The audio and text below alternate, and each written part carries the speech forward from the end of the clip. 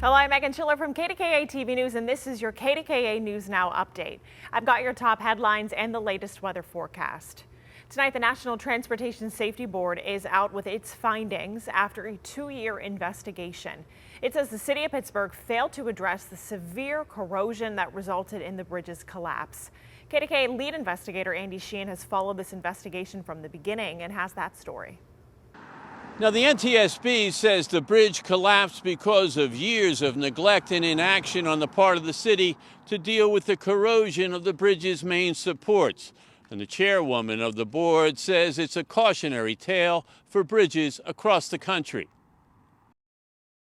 The NTSB says the city and state failed on just about every front, though their inspectors saw and documented the severe corrosion which the board said resulted in the bridge's collapse. Board Chair Jennifer Homendy says they did little to nothing about it. I mean, it was everything. Just 15 years of just complete neglect. Her team of investigators showed in detail how the city's neglect and inaction and the state's lack of oversight resulted in the severe corrosion of the bridge's main supporting legs, one of which failed and buckled on the bridge's west end, initiating the collapse.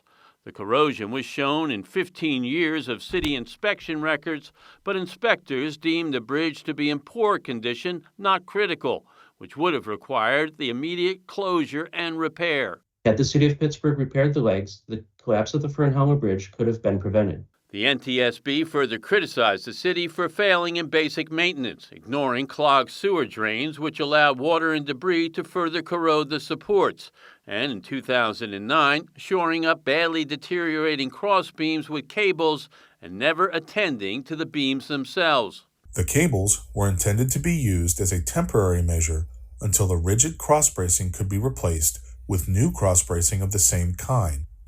This was never completed. All the while, the city allowed a weight limit of 26 tons, far too high, investigators said, given the thickness of the concrete and the weakness of the corroded understory.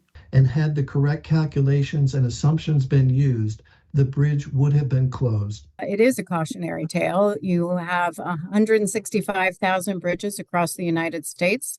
About 7% of those are structurally deficient or in poor condition.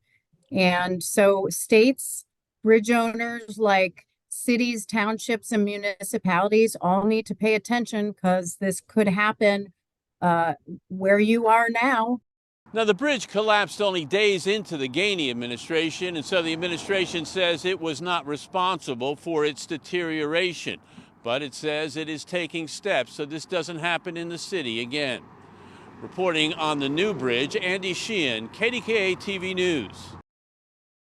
Today, the city of Pittsburgh cut the ribbon on its new police substation downtown. And as Chris Hoffman reports, it comes after repeated calls for safety changes. That center is on Wood Street, right across from the PNC Tower, right in the heart of the business district of downtown. Now, this private-public partnership came together to address the need and truly try to change that perception of downtown. 1, 2, 3. Woo! With the cutting of a ribbon, a new chapter in downtown safety opened. The substation is in the heart of the business district, blocks away from Market Square and near Point Park University, one of the largest downtown landowners. That we're focused on keeping downtown safe. We're focused on ensuring that it's vibrant for the businesses, it's vibrant for the homeowners, it's vibrant for our visitors.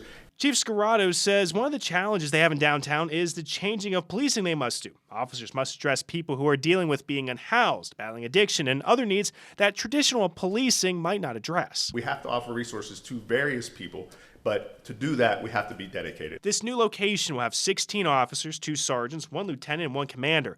The center will be open from 8 in the morning till midnight every day. The location came after the pilot program of having a substation at Liberty Avenue and Market Street.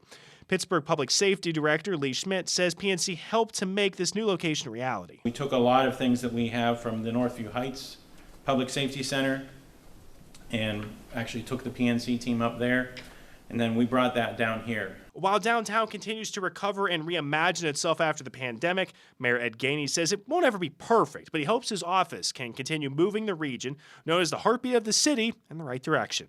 We need to progress. We need to make sure that every day we come to work, every single day we come to work, that we are working collaboratively to make this the best city in America. The co-response team is expected to move into the facility as well. They're best suited to handle some of the needs that traditional policing might not address. In downtown, Chris Hoffman, KDKA-TV News. And now here's First Alert meteorologist Ray Petlin with a look at your weather. We have several days with sunshine. The combination of the warm temperatures and sunshine together are going to be a little harder to come by, but I think we'll be able to pull off some nice days coming up in the forecast. 57 in Pittsburgh right now. We have most of our temperatures still in the mid-50s. We topped off today at 59 degrees. Very, very warm considering 41 is our average high temperature, and this just continues the trend of our unusually warm February. We've only had 3 days that were below average this entire month. Every other day, including today, has been above average, and most of those days well above average. Tonight, we're going down to the upper 30s in Pittsburgh, mid to upper 30s in most cases. So this is going to be quite a mild night for February. And then tomorrow, our high temperatures go back to the upper 40s and low 50s. So another day with warm temps attached. However, not quite as warm as what we had today. We're going to have to wait till next week for that to return. So we'll cool down for the weekend, and then we'll see those temperatures bounce back for early next week. But in between now and next week, we do have some rain to deal with. Some of those showers are going to be showing up late tonight. We'll start seeing that rain draping across, especially the northern parts of the area, by the time we're at about 4 or 5 a.m.